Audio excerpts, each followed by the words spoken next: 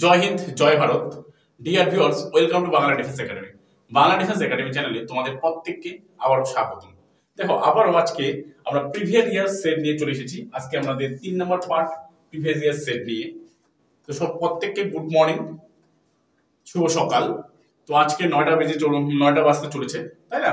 তো সকাল 9টা মানেই আমাদের বৃহস্পতিবার, মানে কি তোমাদের প্রিভিয়াস ইয়ার সেট আর এসএসসি জিডি 2025 কে আমরা ফোকাস করি, কিন্তু জিকে এবং জিএস করতেছি। তার জন্যই আমরা এই প্রিভিয়াস ইয়ার সেট কমপ্লিট করব, হিস্ট্রি এবং জিওগ্রাফি থেকে যদি আমরা বলি। ঠিক আছে, তো এটি আমাদের 3 নাম্বার প্র্যাকটিস সেট যদি আমরা বলি প্রিভিয়াস ইয়ার। অলরেডি আমাদের দুখানি প্র্যাকটিস সেট হয়ে গেছে। তোমরা যারা সেই প্র্যাকটিস সেটগুলো দেখোনি তারা অবশ্যই দেখে নিবে। আর হ্যাঁ, প্রত্যেককে তোমরা যারা এখনো আমাদের চ্যানেলটিকে সাবস্ক্রাইব করোনি তারা অবশ্যই কিন্তু চ্যানেলটিকে সাবস্ক্রাইব করে নেবে। তো বেশি কথা না বাড়িয়ে আজকে আমরা প্রিভিয়াস ইয়ার সেট যে রয়েছে বা কোশ্চেন পেপার যে রয়েছে সেগুলো নিয়ে আজকে আমরা আলোচনা করি। তো দেখো কি রয়েছে, প্রথম প্রশ্নটি দেখো, মহাত্মা গান্ধী নতুন সিরিজে 2000 টাকার যে নোটের পিছনে ড্যাশ রুপির মোটিভ রয়েছে। দেখো এটি কত সালে এসেছে? এসএসসি জিডি কনস্টেবল 10/1/2023 ফার্স্ট শিফটে আসা প্রশ্ন এটি। তো রানী কি ভাব, মঙ্গলযান, সূর্য মন্দির, করনাকি সূর্য মন্দির যেটা উড়িষ্যার মধ্যে রয়েছে, লাল কেল্লা যেটা দিল্লির মধ্যে রয়েছে। তো এখানে আমাদের কি হবে, 2000 টাকার যে নোটের পিছনে কোন মোটিভ রয়েছে? অপশন নাম্বার বি আমাদের এখানে সঠিক অ্যান্সার হয়ে যাবে, মঙ্গলযানে কিন্তু রয়েছে।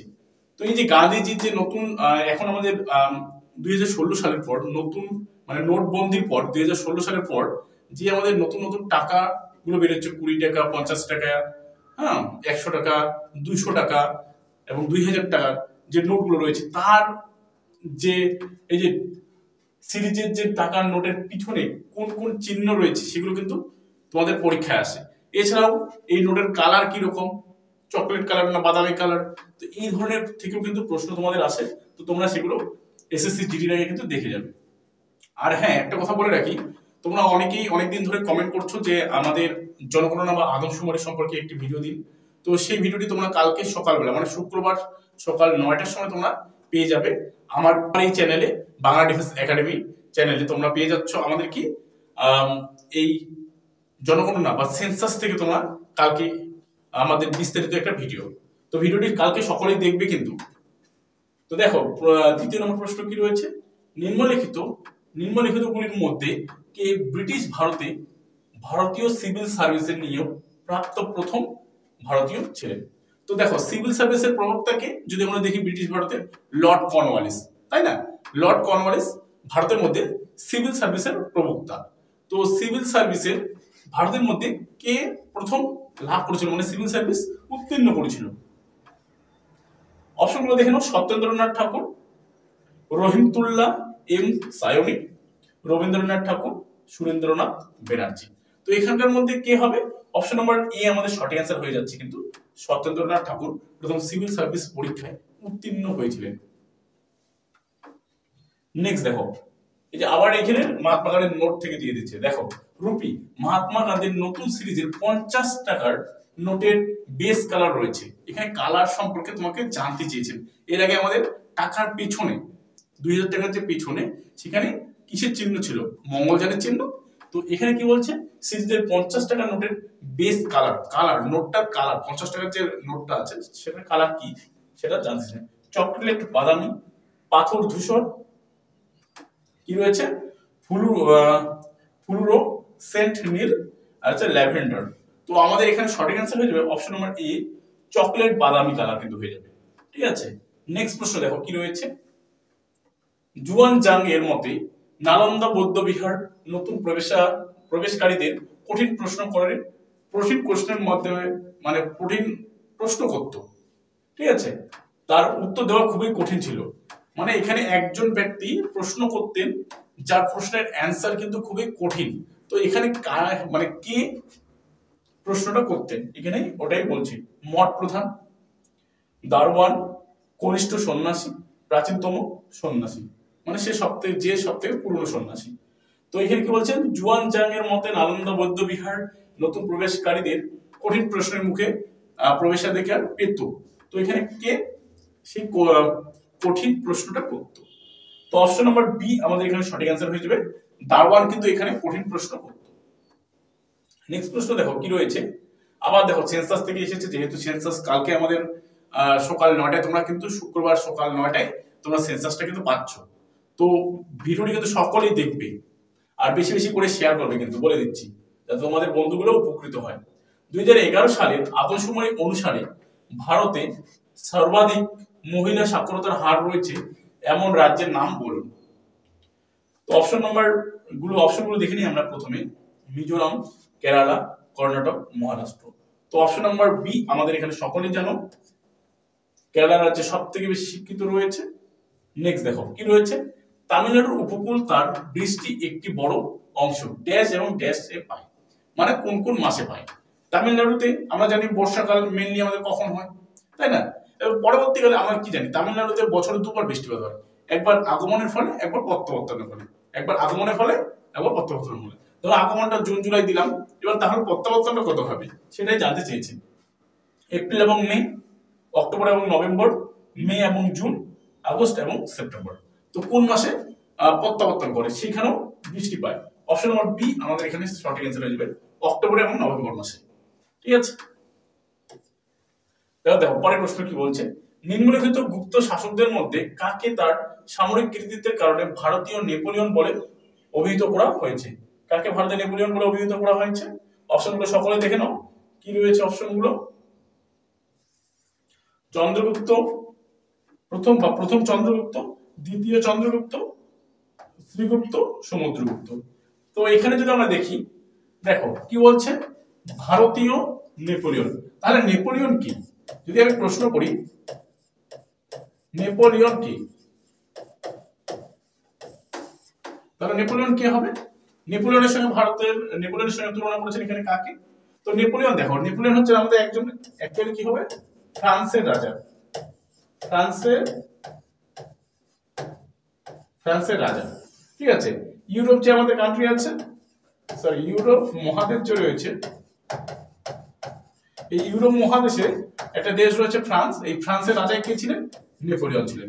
দেখো নেপোলিয়ন এমন একজন ব্যক্তি ছিলেন যে কিনা সমগ্র ইউরোপের যে দেশগুলো রয়েছে তাকে একত্রিত করেছিলেন এবং বিভিন্ন যুদ্ধের ক্ষেত্রে তাদের হারিয়ে দিয়ে সে একটা বিশাল শক্তিশালী সাম্রাজ্য প্রতিষ্ঠা করেছিলেন এই নেপোলিয়ন কিন্তু। তো নেপোলিয়নের সঙ্গে তাকে তুলনা করা হচ্ছে। আমাদের সঠিক অ্যান্সার যদি দেখি, অপশন নাম্বার ডি, সমুদ্রগুপ্ত। দেখো এছাড়াও সমুদ্রগুপ্তকে আমরা যদি দেখি, 100 ব্যাটেল অফ হিরো মানে হচ্ছে 100 যুদ্ধের নায়ক কিন্তু বলা হয়, 100 যুদ্ধের নায়ক। ঠিক আছে, 100 যুদ্ধের কিন্তু নায়ক বলা হয়, কারণ এখানে কথিত রয়েছে যে সমুদ্রগুপ্ত টোটাল আমাদের 100টা যুদ্ধ করেছিলেন এবং তিনি 100টা যুদ্ধের মধ্যে 100টা যুদ্ধেই জয়ী লাভ করেছিলেন। ঠিক আছে, এছাড়াও তিনি বিভিন্ন গ্রন্থ লিখেছিলেন, তাই তাকে কি বলা হয়, কবিরাজ।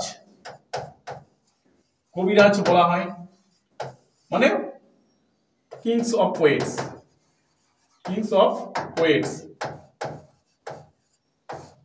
ঠিক আছে, কবিদের মধ্যে তাকে শ্রেষ্ঠ বলা হয় এবং তিনি ছিলেন কি, আমাদের যদি দেখি গুপ্ত সাম্রাজ্যের মধ্যে তিনি শ্রেষ্ঠ রাজা ছিলেন কিন্তু।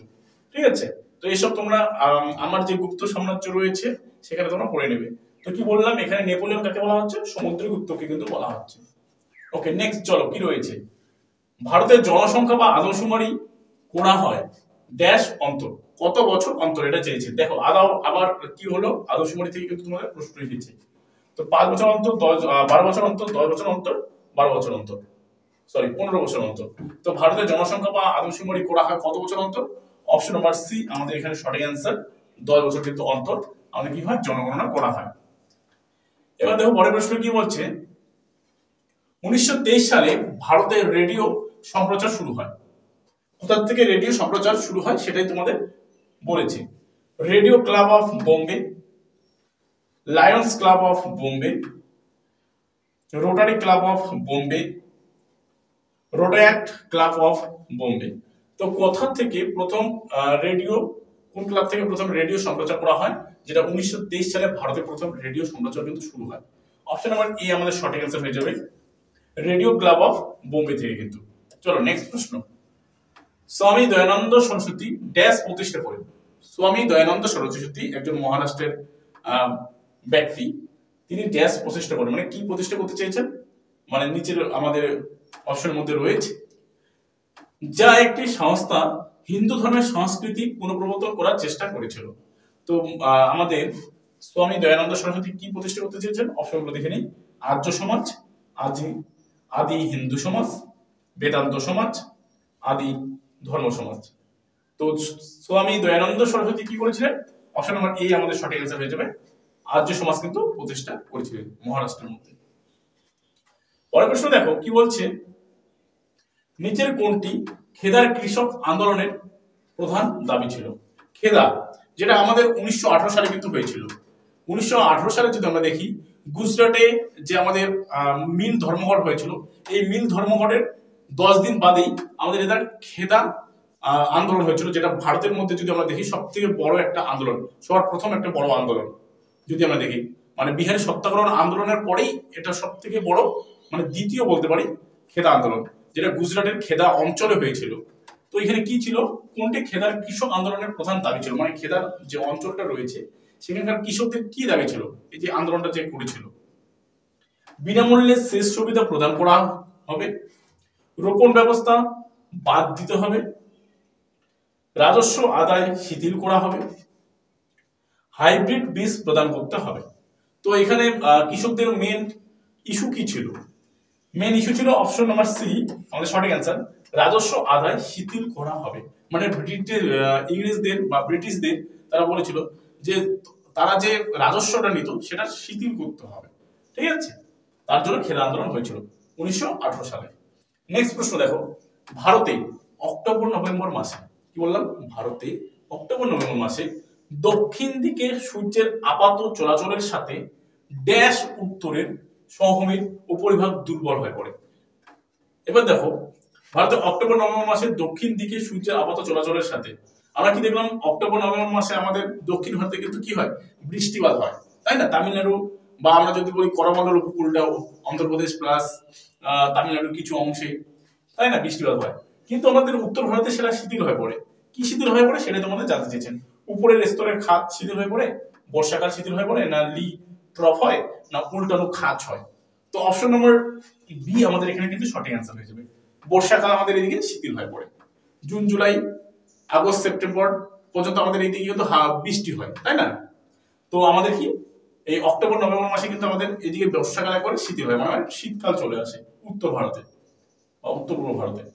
চলো নেক্সট প্রশ্ন কি রয়েছে, প্রায় 1.5 বছর আগে চীনের সিল্ক তৈরির কৌশল প্রথম উদ্ভাবিত হয়েছিল। মানে সিল্কের যে কাপড়টা সেটা প্রথম কত বছর আগে চীনে উদ্ভব হয়েছিল, 2000 বছর আগে, 1500 বছর আগে, এবার দেখো কত, 7000 বছর আগে, 30,000 বছর আগে, 30,000 বছর আগে, এটা অ্যাকচুয়ালি 2000 হতো, সরি 20,000 বছর আগে, 15,000 বছর আগে, 7,000 বছর আগে, 30,000 বছর আগে। তো আমাদের এখানে অপশন নাম্বার সি হবে 7,000 বছর আগে চীনের সিল্ক তৈরির কৌশল প্রথম উদ্ভাবিত হয়েছিল।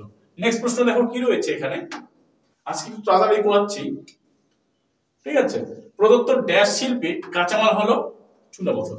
কোন শিল্পের কাঁচামাল চুনাপাথর, এখানে অপশনগুলো তোমাদের দেওয়া রয়েছে, সেখান থেকে তোমাদের বলতে হবে কোন শিল্পের কাঁচামাল হলো চুনাপাথর। অপশনগুলো দেখে নিই, প্লাস্টিক শিল্প, আসবাবপত্র শিল্প, সিমেন্ট শিল্প, ইলেকট্রনিক শিল্প। তো এখানে কোন শিল্পের হচ্ছে, অপশন নাম্বার যদি আমরা দেখি সি, সিমেন্ট শিল্পের প্রধান কাঁচামাল হচ্ছে চুনাপাথর। নেক্সট প্রশ্ন দেখো কি রয়েছে, ড্যাশ ট্রপোস্ফিয়ারের উচ্চতায় 12,000 মিটার উপরে পশ্চিমী বায়ুর একটি সংকীর্ণ বেল্ট, এদের গতি গ্রীষ্মকালে প্রায় 110 কিমি পার ঘন্টা থেকে শীতকালে প্রায় 184 কিমি পার ঘন্টা পর্যন্ত পরিবর্তিত হয়। তো নিচে কোনটি, জেট স্ট্রিম মানে জেট বিমান, ঘূর্ণিঝড়, ডেরেকো, হ্যারিকেন। তো অপশন নাম্বার এ আমাদের এখানে সঠিক অ্যান্সার হয়ে যাবে, জেট স্ট্রিম কিন্তু বা জেট বায়ু তোমরা বলতে পারো, যেটা উচ্চ স্তরে 12,000 মিটারের উপরে এটা চলাচল করে। নেক্সট প্রশ্ন দেখো কি রয়েছে, গান্ধী আরওইন চুক্তি স্বাক্ষরিত হয় কোন সালে। গান্ধী এবং আমাদের কি বলবো ভারতের গভর্নর জেনারেল লর্ড আয়রনের মধ্যে একটি চুক্তি হয়েছিল, অ্যাকচুয়ালি ভাইসরয় বলবো না, লর্ড আরউইনের মধ্যে একটি চুক্তি হয়েছিল। সেই চুক্তিটা গান্ধী আরউইন চুক্তি নামে পরিচিত। সেটা কত সালে হয়েছিল? ভীষণ ইম্পর্টেন্ট। 1931, 1935, 1929, 1933। তো অপশন নাম্বার এ আমাদের এখানে সঠিক অ্যান্সার হয়ে যাবে 1931 সালে। নেক্সট প্রশ্ন দেখো কি রয়েছে, 2011 সালের আদমশুমারি অনুসারে, আবার কিন্তু আদমশুমারি, তো কালকের যে ক্লাসটি আছে ভীষণ ইম্পর্টেন্ট, কিন্তু কালকের ক্লাসটি সকলে কিন্তু দেখে নেবে। তো কি বললাম, 2011 সালের আদমশুমারি অনুসারে কোন কেন্দ্রশাসিত অঞ্চলে লিঙ্গ অনুপাত সবচেয়ে বেশি? লিঙ্গ অনুপাত লাক্ষাদ্বীপ, পুদুচেরি, দমন ও Diu, Pondicherry, Chandigarh. Option number B আমাদের এখানে সঠিক অ্যান্সার পুদুচেরি কেন্দ্রশাসিত অঞ্চল। কিন্তু পরের প্রশ্ন দেখো, চিনি শিল্পের জন্য প্রাথমিক কাঁচামাল ড্যাশ। চিনি যে আমাদের আছে সুগার, তো সুগার কোথা থেকে হয় বা কোথায় কিভাবে হয়? দেখো, রাসায়নিক মিষ্টি থেকে, মিষ্টি আলু থেকে, আপেল থেকে, আখ থেকে। তো অপশন নাম্বার ডি আমাদের সঠিক অ্যান্সার। সকলেই তোমরা জানো যে আখ থেকে, তাই না, আমাদের কি হয়? চিনি হয়। নেক্সট প্রশ্ন দেখো কি রয়েছে, মোহনবাগান অ্যাথলেটিক ক্লাব কোন শহরে অবস্থিত? মোহনবাগান অ্যাথলেটিক ক্লাব কোন শহরে অবস্থিত? তোমরা সকলে জানো জয়পুর, কলকাতা, লখনৌ, ভুবনেশ্বর। তো অপশন নম্বর বি আমাদের এখানে সঠিক অ্যান্সার। কলকাতায় কি রয়েছে? কলকাতায় মোহনবাগান অ্যাথলেটিক ক্লাব কিন্তু রয়েছে, তাই না? নেক্সট প্রশ্ন বা আজকের শেষ প্রশ্ন দেখো কি রয়েছে, নিম্নলিখিত গ্রিক শাসকদের মধ্যে কে মেগাস্তিনিসকে চন্দ্রগুপ্ত মৌর্যের দরবারে পাঠিয়েছিলেন? ভীষণ ইম্পর্টেন্ট যে কোনো আপকামিং পরীক্ষার জন্য। সেলুকাস, নিকোটর, অ্যামেন্টাস 2 মানে দ্বিতীয় অ্যামেন্টাস, অ্যামেন্টাস 3, ফিলিপস 2 মানে তৃতীয় ফিলিপস। তো নিম্নলিখিত গ্রিক শাসকদের মধ্যে কে মেগাস্তিনিসকে চন্দ্রগুপ্ত মৌর্যের দরবারে পাঠিয়েছিলেন? অপশন নাম্বার এ আমাদের সঠিক অ্যান্সার, সেলুকাস, নিকোটর। তো দেখো, এই ছিল আজকে আমাদের 20টি ভীষণ গুরুত্বপূর্ণ প্রশ্ন প্রিভিয়াস ইয়ার সেট। ভিডিওটি ভালো লাগলে অবশ্যই একটি লাইক করে কিন্তু বন্ধুদের মাঝে শেয়ার করবে।